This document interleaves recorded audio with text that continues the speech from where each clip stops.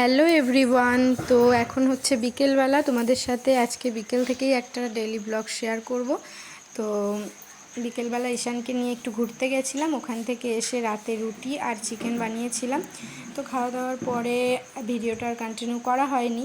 তো এটা হচ্ছে পরের দিন দুপুরের ভিডিও। তো রেডি হয়ে গেছি, একটু রিলস বানাবো আর আমার আইব্রু করতে হবে। দেখো ভুরুর অবস্থা খুবই খারাপ। তো সেই জন্য দুপুরবেলা একটু রেস্ট নিয়ে আবার বিকালে চলে এসেছিলাম আইব্রু করতে। আর যতই বলি না যে ব্লগ দেব, কিন্তু মনে থাকে আমি না, মানে নিচ্ছি। ভিডিও করতে করতে আর মনে থাকে না, সেই জন্যই একটু আধখাপচা হয়ে যায় ভিডিওগুলো। তো যাই হোক, চলো তোমরা একটু অ্যাডজাস্ট কেক করে জুস, নিও। কেক তো জুস, আইব্রু কেক করে জুস। আসার সময় ঈশানের জন্য একটু বাদাম জুস আর কেক নিয়ে নিলাম, কারণ ওর কাছে কেক খুবই পছন্দের, খুব ভালো খায়ও। তো তারপরে এই যে আমরা বাড়িতে চলে আসছি। বাড়িতে এসে আর আজকে না আবার বাড়িতে গিয়ে রান্নাবান্নাও করতে হবে, মানে এরকমই একটা ঝামেলা।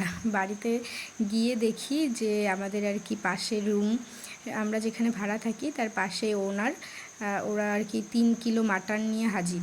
বলছে যে একটু রান্না করে দিতে হবে, মানে ওরা তো লিঙ্গায়েত, ওরা খায় না বাড়িতে, মানে রান্না করে খায় না। তো এই জন্যই আমারই রান্নার দায়িত্বটা পড়লো। এখন দেখো এসে হাতে মুখে একটু জল দিয়ে ফ্রেশ হয়ে রান্না করতে চলে এসেছি। প্রথমে মাটনটা ম্যারিনেট করে নিয়েছি।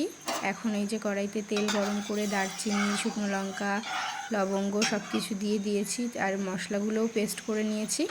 এবার তাড়াতাড়ি করে রান্নাটা করব, তারপরে আবার ঈশানকে খাইয়ে ঘুম পাড়াবো।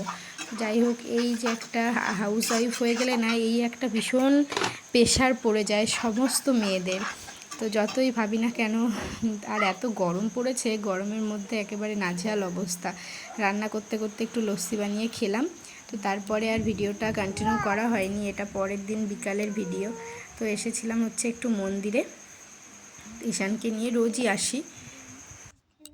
তো ফ্রেন্ড, রাতে তো ভিডিওটা কন্টিনিউ করতে পারিনি, কারণ রান্না বান্না করার পরে খুব টায়ার্ড হয়ে পড়েছিলাম, ঘুমিয়ে পড়েছিলাম। তো এখন এই যে রেডি টেডি হয়ে একটু ভিডিও বানালাম, আর আমার চোখে দেখো যে কী হয়েছে, একটা এত ব্যথা। যাই হোক, চলো ভিডিওটা আমি এখানেই এন্ড করছি। ভালো লাগলে লাইক কমেন্ট শেয়ার করে দিও। টাটা।